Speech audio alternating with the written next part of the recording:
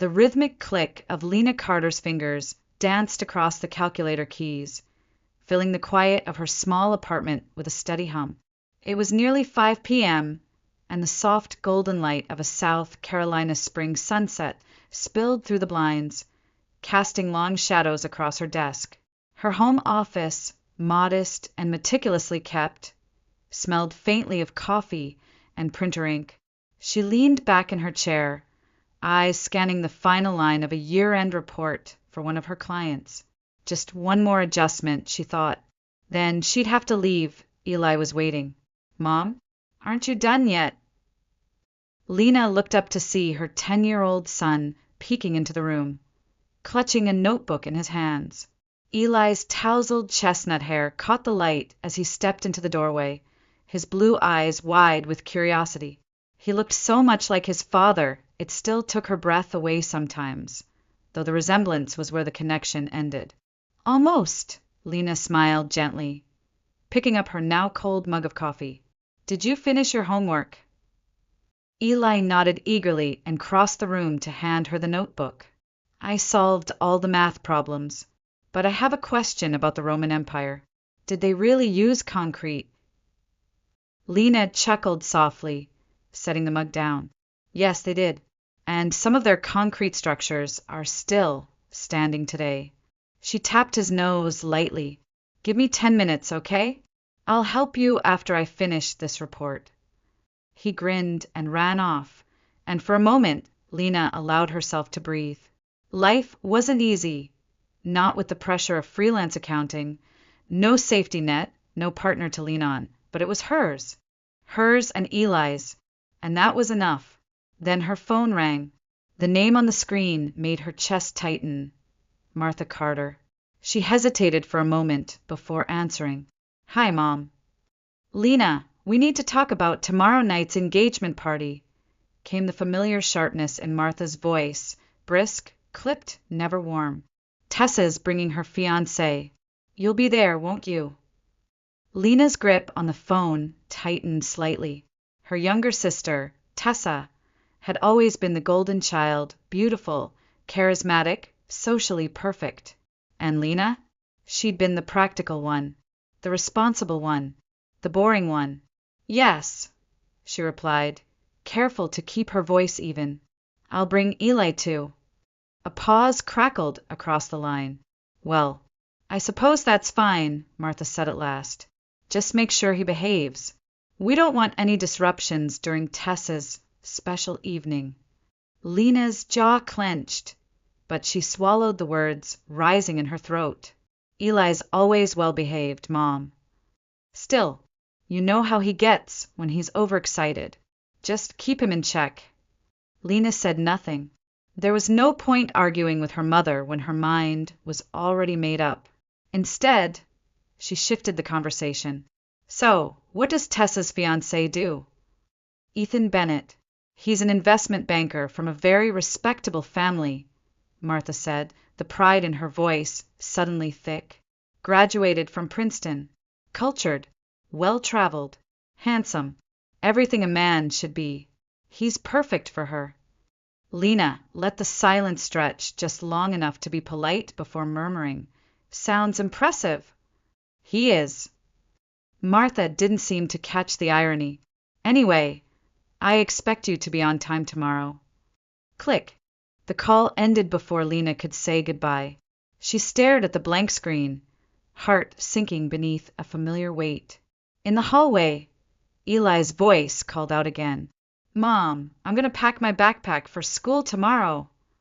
"Okay, honey," she replied, forcing cheer into her voice. But as she stared out the window, watching the sun dip behind the trees, a quiet ache bloomed in her chest, one she hadn't felt in a long time. The kind of ache that came not from being alone, but from being unseen. The next evening, Charleston was drenched in the golden hue of early spring.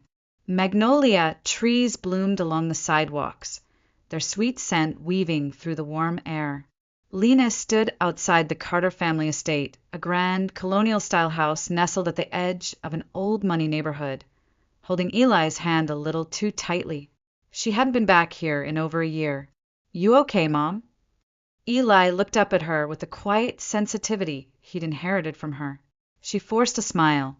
Yeah, just take a deep breath, okay? We'll be in and out. Eli nodded solemnly. I know Grandma and Aunt Tessa don't like us that much. Lena's heart cracked at his words. They're complicated people, she murmured. But you've done nothing wrong. Don't forget that. Inside, laughter and classical music drifted from the dining hall, spilling out into the hallway like champagne foam. The house hadn't changed, still pristine, still cold. Lena's heels clicked against the polished floor as they entered, the walls lined with family portraits. Her face appeared only once, in a faded photo from high school. Tessa's image adorned the rest. Lena! Martha called from the other end of the room, her voice clipped as always. You finally made it. Tessa turned around at the sound of their arrival. She was radiant in a designer cocktail dress, her blonde curls cascading over one shoulder. Her smile was wide but hollow. Well, if it isn't my favorite sister, Tessa said, her tone light but edged.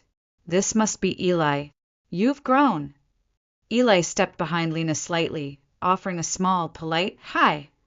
Then he appeared, Ethan Bennett. He stood beside Tessa with an ease that suggested he didn't quite belong in her world, despite the tailored suit and polished shoes. He was tall, with dark hair and thoughtful eyes that softened the moment they landed on Lena. Tessa's told me a lot about you, Ethan said, extending his hand. Lena hesitated for a heartbeat before shaking it. His grip was warm, grounding. Something about him tugged at the edge of her memory, like a song you half remember from years ago. Nice to meet you, she replied. This is my son, Eli. Ethan crouched down a little to meet the boy's eyes. Hey there, Eli. What grade are you in? Fifth, Eli said, shy but steady. Ethan smiled. Fifth grade. That's when I built a model of the solar system for the school science fair. It had a tiny Jupiter with red paint for the storm. Eli gave a nervous laugh. I like history more than science. Even better, Ethan said. Rome or Egypt? Rome, Eli answered quickly. Good choice, Ethan said, standing again. Smart kid. Tessa cleared her throat sharply. Ethan, would you mind getting me another glass of wine? Ethan's smile faded slightly. Of course. As he walked away, Lena's gaze lingered on him. There was something gentle about him, something out of place among the polished cruelty of this household. Dinner was served in the grand dining room, under a chandelier that had once belonged to Lena's grandmother. The table was filled with laughter, mostly from Martha and Tessa, as they recounted stories about wedding dress fittings and tastings at expensive caterers. Lena sat quietly, Eli's hand in hers under the table, ignored except for the occasional condescending glance. Then Tessa, out of nowhere, smiled sweetly and said, Oh, by the way, Lena, you're not in the bridal party. I meant to tell you earlier. Lena blinked. I'm not. Tessa pouted, feigning regret. I just thought, it's been so long since we were really close. And you've got so much on your plate with work and motherhood. I didn't want to burden you. Martha chimed in, cutting her steak. It's for the best, dear. We don't want things to get messy. Eli could be a distraction. A deep, familiar burn crept into Lena's chest. She said nothing. She'd been here before. Silence was the only shield. Eli squeezed her hand tightly. Ethan looked between the women, his expression unreadable. Then he cleared his throat and said softly, I think family participation is important, especially on a day like this. Tessa waved a manicured hand dismissively. Of course they're invited. I just wanted my bridesmaids to be close friends. That's all. Lena glanced at Ethan, and in that moment something passed between them, a silent acknowledgement of cruelty disguised as civility. Later, after dinner, as Lena was helping clear the table, because of course no one else offered, Ethan appeared at her side, holding a stack of plates. I'll help, he said. You don't have to, she replied, not looking at him. Neither do you. But here we are. She paused and finally met his gaze. They expect me to play the practical one. Always have. You're different from what Tessa described, he said, quietly. Lena tilted her head. What do you mean? He shook his head. Nothing. Just, I hope we get more chances to talk. You and Eli. I'd like to know you better. He left with the dishes, and Lena stood there, heart unexpectedly rattled. His face, it lingered in her memory, like a half-faded photograph. Had they met before? She didn't have time to puzzle it out. Eli came running in moments later, eyes bright. Mom, Ethan is nice. I don't get why he's marrying Aunt Tessa. Lena couldn't help but laugh, though the sound caught in her throat. Don't say that, baby. But deep down, she was wondering the same thing. The days that followed unfolded like a carefully choreographed play, lavish, glittering, and entirely devoid of authenticity. The Carter family buzzed with preparations for Tessa's wedding, and Lena, as expected, found herself quietly handling the logistics that no one else cared for. Seating arrangements, budget reconciliations, guest list edits, all the invisible work that kept an event like this from falling apart. No one thanked her, but Ethan noticed. You're helping again, he said one afternoon, stepping into the sunlit drawing room where Lena was poring over spreadsheets for the venue. His tone wasn't casual, it was curious, maybe even concerned. Lena didn't look up. Tessa's too busy planning her floral arch to deal with actual numbers. Ethan smiled faintly. You're good at this. I have to be. I run a household on a freelance accountant's income. She finally glanced at him. And I like things that make sense. Ethan studied her for a moment, then said quietly, You seem familiar somehow. Lena's hands paused on the keyboard. She looked up again, this time slower. I've been feeling the same, but I can't place it. Before either of them could say more, a voice broke the moment. Mom, Ethan, I finished my homework. Eli barreled into the room, notebook in hand. His cheeks were flushed, eyes bright. Great, Lena said, standing up. What did you work on? A history project, Eli said proudly, flipping to a page. I wrote about the Roman Empire and how they used aqueducts. Ethan lit up. Seriously? That's awesome. Did you know they could carry water over 50 miles without a pump? Eli gasped. No way. Lena stood back, watching as Ethan knelt beside her son, leafing through the pages of his project. It was such a small thing, his genuine interest, but it meant more than words could express. No man in her life had ever knelt like that. No man had ever looked Eli in the eyes and truly seen him. The warmth in Lena's chest was unfamiliar and dangerous. Later that evening, Lena sat at her kitchen table, reviewing invoices with a pencil between her fingers. The apartment was quiet. Eli was asleep, the dishes done.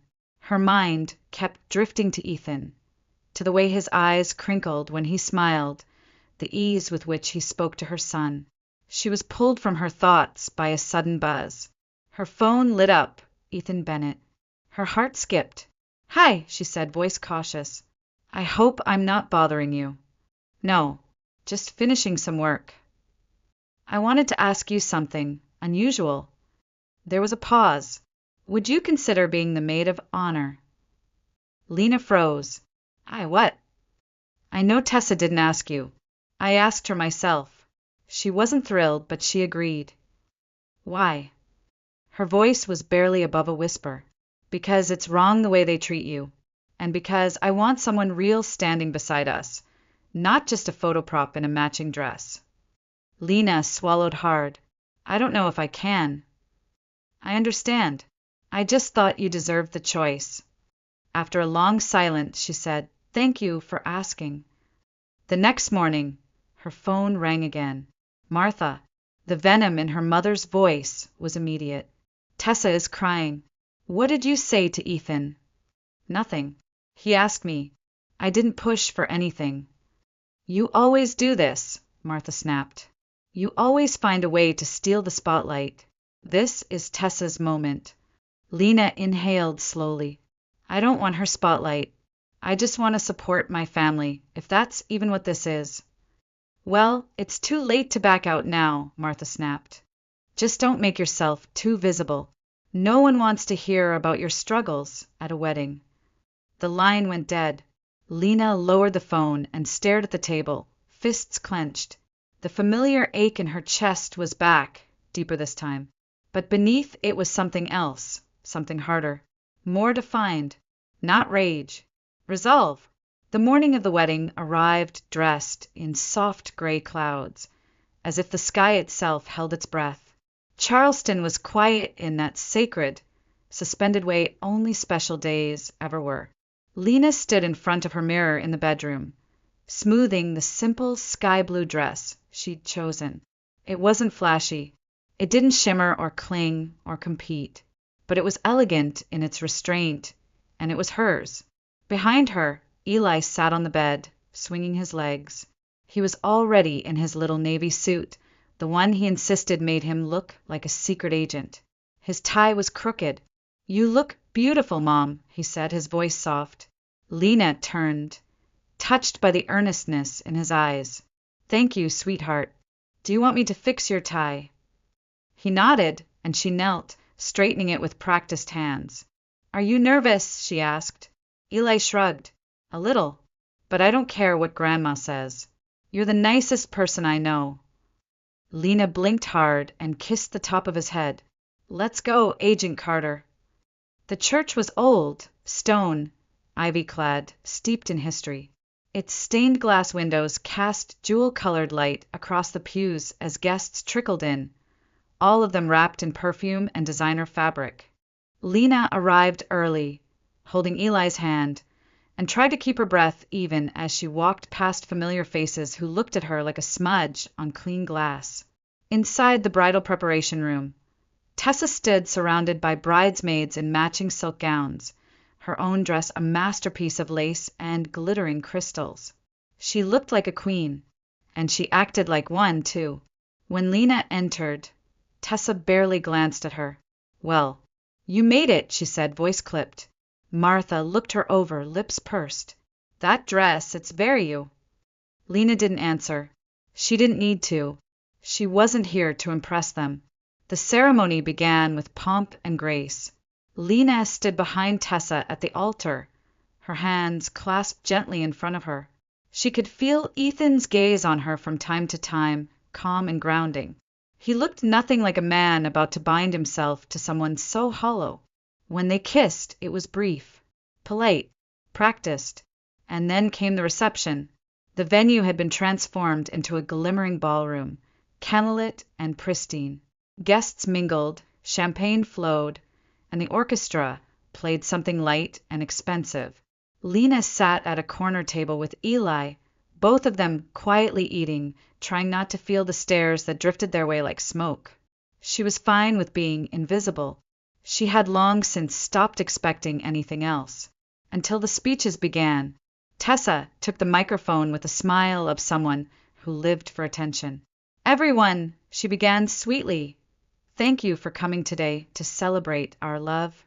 It means so much to share this moment with family and friends. Polite applause. She continued, her eyes scanning the room. Marriage is such a blessing, but it's not something everyone gets to experience. Some people, well, they settle into other roles. Lena's stomach twisted. Something was coming. Tessa turned her gaze directly toward her. Like my sister, Lena, she said, her smile unchanged. A strong single mother. She's never been married, but she's doing her best. Uneasy laughter bubbled through the room. Anyone want to give her a second chance? She added, her voice lilting with mock sweetness. She's practically vintage. Silence fell like a blade. Lena froze, blood draining from her face. Eli's small hand gripped hers under the table tight. I'm just kidding, Tessa said with a giggle. Sort of. More laughter now. Cooler. Martha rose and took the mic.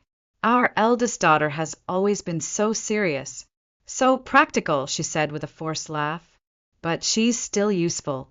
She comes with a very well-behaved accessory. She gestured toward Eli. Laughter again.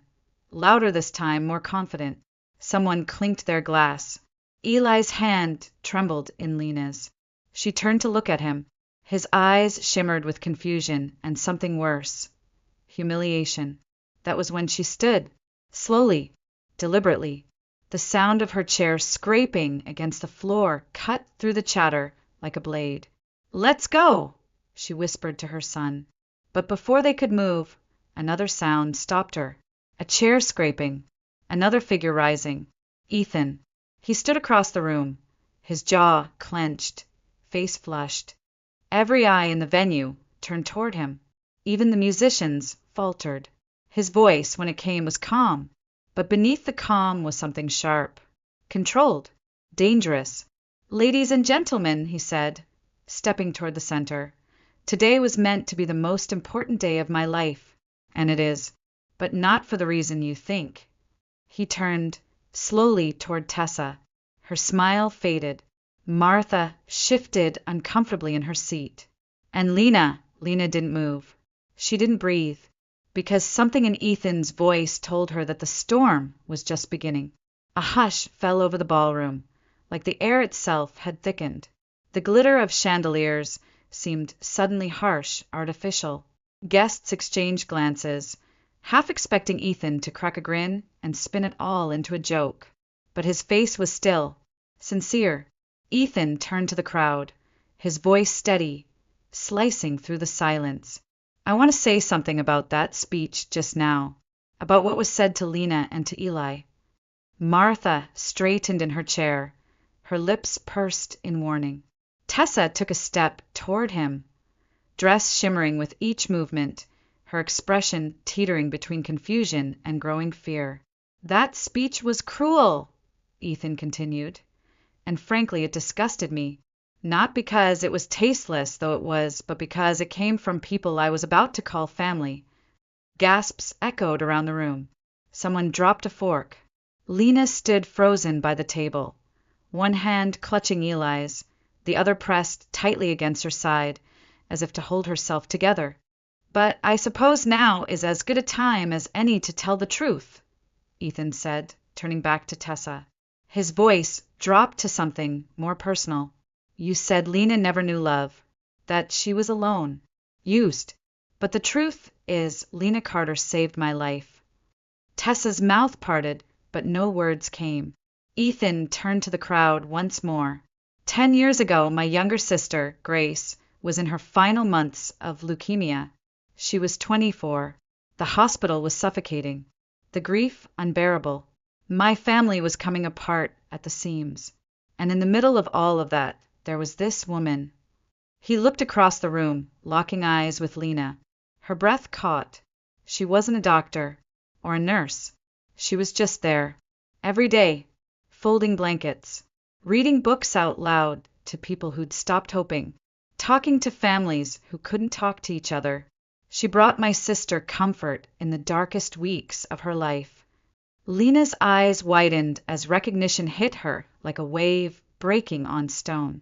Grace, of course, the girl in room 312, the one who never lost her sense of humor, even as her hair fell out in clumps, the one Lena sat with in silence on nights no one else showed up. Grace had a brother, she remembered, tall, withdrawn, angry at the world. "I was that brother," Ethan said now as if reading her thoughts. "Angry, lost. And one day she handed me a letter. She said it was written by the volunteer who always made her smile. That letter said grief doesn't go away, but kindness makes it bearable. That letter was from Lena." Gasps rippled through the crowd. Ethan's voice thickened. "I never forgot you, Lena, even when I didn't remember your name." He turned to look at Eli now. "And you, Eli, you used to come with your mom, didn't you? You were just a little boy. You gave Grace hand-drawn pictures of rocket ships and superheroes. She taped them to the wall beside her bed." Eli's eyes widened. "I remember. She called me the tiny professor." I drew her a picture of Saturn. Ethan smiled, a fragile, broken thing. She kept that picture until the end. The room was silent. Ethan turned back to Tessa. When I met you, I didn't know you were Lena's sister. You were light and bold, and I wanted to believe that was what I needed to escape my own shadows. But as time went on, I saw something else: pettiness, coldness, cruelty. Tessa's voice finally broke through the silence, sharp and trembling. You're doing this now? In front of everyone? Ethan didn't blink. Yes, because everyone here deserves to know who I am, and who you are. He reached for his left hand, slid the wedding ring from his finger, and placed it on the nearest table with a soft clink that sounded louder than any scream. I won't marry you, Tessa. The words hit like thunder. Martha gasped, staggering to her feet. This is insane. You're making a spectacle of yourself. Ethan turned to her, eyes cold. You stood there and laughed while your grandson was humiliated, while your daughter was dehumanized. I won't be part of a family that glorifies cruelty. Lena stood motionless, still clutching Eli's hand, her heart slamming against her ribs. Ethan stepped forward. I've been searching for that girl from the hospital for years. Not actively, not with hope, just always wondering. And then I met you again, Lena. I just didn't realize it was you until now. He looked down at Eli, and I saw her in your son. The same kindness, the same quiet strength. Eli blinked up at him, stunned. Do you mean it was really your sister? Ethan smiled softly. She adored you. From behind them came the sound of hurried footsteps. Tessa, tearing across the ballroom, veil trailing like smoke, makeup streaked with mascara and fury. Michael, Ethan, whatever. You can't be serious. Ethan didn't turn. He walked toward Lena and Eli, stopping just before them. If you'll have me, he said, voice gentle, eyes shining. I'd rather leave here with the two of you than spend one more minute pretending this family is something it's not. Lena stared at him. Then, slowly, she reached out and took his hand. Together, with Eli between them, they turned and walked out, past the stunned faces, the gasping guests, the broken facade of what was meant to be a perfect day. And behind them, the sound of Tessa's scream cracked through the church, like lightning splitting the sky. The heavy oak doors of the reception hall swung shut behind them with a final thud, cutting off the echoes of Tessa's rage. Outside, the late afternoon air was crisp, the sky slowly turning from silver to gold as the sun dipped lower over Charleston's historic rooftops. They walked in silence toward the parking lot. Ethan's steps were slow, deliberate. Eli held Lena's hand tightly, his little shoulders tense beneath the fabric of his suit jacket. Lena finally spoke, her voice still shaky. Are you okay? Ethan glanced sideways, letting out a long breath. Honestly, no, but I've never felt more sure of anything in my life. They reached Lena's car, her modest, dented sedan parked awkwardly between two luxury SUVs, and paused. Lena turned to Ethan. You just gave up everything in there. He shook his head. I gave up nothing worth keeping. Eli climbed into the back seat without a word, pulling the seatbelt across his chest and staring out the window. The silence inside the car felt dense, like everyone was trying to process what had just happened. As Lena reached for her keys, Ethan touched her arm gently. Do you want to grab dinner somewhere? I think we all need to come down from that mess. Lena hesitated, but then she saw Eli's reflection in the rearview mirror, wide-eyed, quiet, still shaken. He needed more than silence tonight. So did she. All right, she said softly. Somewhere quiet. They found a little seafood restaurant tucked away by the harbor, its windows glowing warmly as the sun set over the water. The hostess seated them near the window, where they could see the sailboats drifting across the horizon, their white sails catching the last rays of daylight. Menus sat untouched for a while. Eli was the first to speak, his voice small. Why did you get engaged to Aunt Tessa? Ethan took a sip of water before answering. Because I thought she was the answer to something I was trying to fix. After Grace died, I went dark for a long time. Tessa, she was bright, loud, distracting. He set his glass down. But being loud isn't the same as being kind. And brightness without warmth fades fast. Lena looked out the window, watching the light ripple across the water. When did you realize who I was? I didn't, he admitted. Not until I saw Eli. I remembered his drawings. The way Grace would wait for him every week like it was Christmas. And then today, when they humiliated you, his jaw clenched. It just clicked. The way you stood there. The way you didn't flinch, even when it hurt. That's who you were back then, too. Lena didn't reply right away. Instead, she reached for Eli's hand on the table. He gave it freely. You know, she said after a moment, I kept your sister's letter, the one she gave me right before she passed. She said her brother had a poet's heart, but didn't know it yet. Ethan laughed under his breath, and for a moment, something unspoken passed between them, an understanding built not on infatuation or circumstance, but shared grief and gratitude, a slow, sturdy kind of hope. Their food arrived, and for a while they just ate. No questions, no past, just the comfort of clinking cutlery and soft jazz playing through the speakers. A family of 3, not yet defined but slowly forming. Afterward, Ethan walked them to their apartment.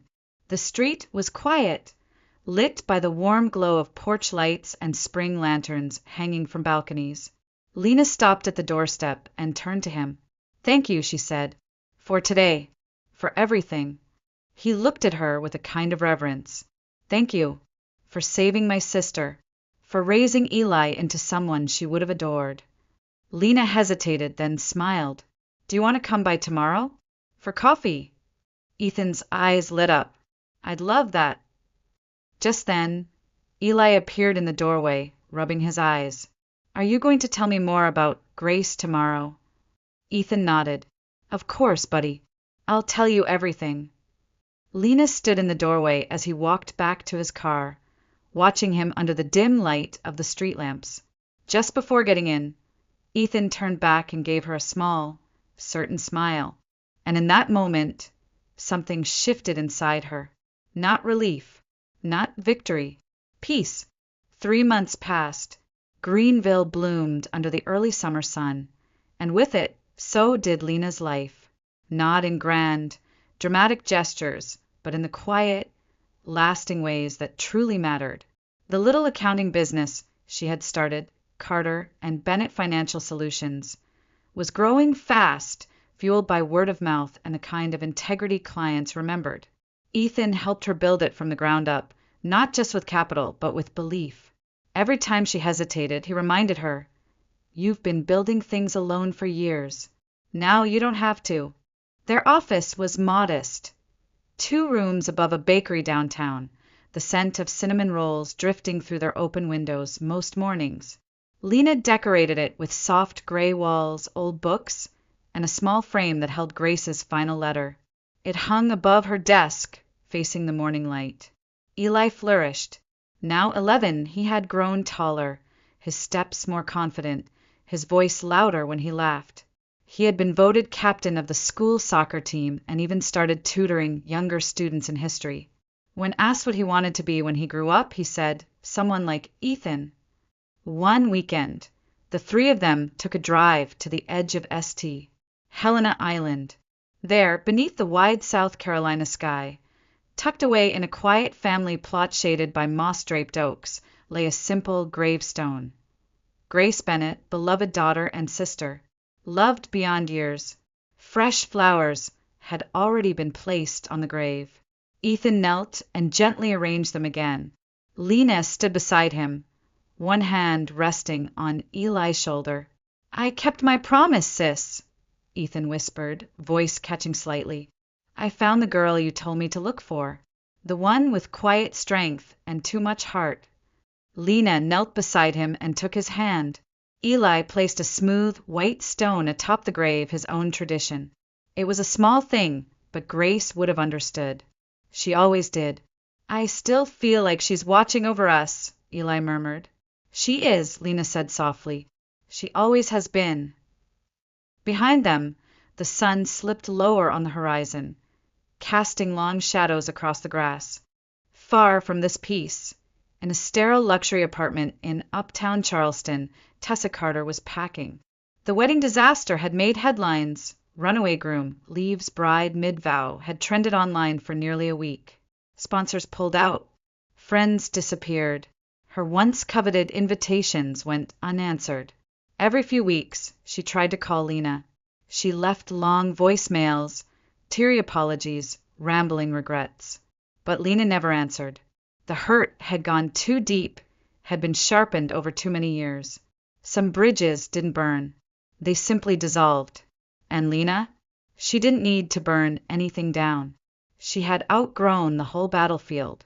That winter, on Christmas Eve, Lena, Ethan, and Eli sat curled up by the fireplace in their small living room, now adorned with mismatched ornaments and stockings. Outside, the snow fell in quiet flurries of rare southern snowfall. Inside, it was warm, safe, quiet. Eli had fallen asleep on the couch, a half-eaten cookie still in his hand. The glow of the fire danced across his face. Lena reached over and brushed his hair from his forehead. "He's getting too big to carry to bed," she whispered. Ethan chuckled. "I'll still try. One more year before he outweighs me." Then, gently, he reached into his pocket. Lena turned as he held out a small velvet box. Her breath caught. "Before you say anything," Ethan said softly, "this doesn't have to mean anything other than what we already have. I just wanted you to know that I'm here. Not as a rescue. Not as a replacement. Just as me." She opened the box. Inside was a ring. Simple. Elegant. A single sapphire the color of Eli's eyes. Lena looked up, and in his face she saw no demand, no expectation. Just a question. "Yes," she said, her voice barely a breath. 1,000 times yes. From the couch, Eli stirred. "Wait, did I miss something?" They laughed. "You missed everything," Ethan said, pulling him into a hug. Eli yawned. "You're going to be my stepdad now. If you'll have me." Eli considered it for a long, serious moment. "Only if you still help me with my history homework." "Deal." That night, as the snow continued to fall beyond the frosted windows, Lena stood by the fire, watching the two people she loved most settle into sleep. Her life hadn't followed the path she once imagined, but in its winding, painful detours, it had led her somewhere real, somewhere whole. She thought of Grace. "Thank you," she whispered in her heart, "for the part you played in bringing me home."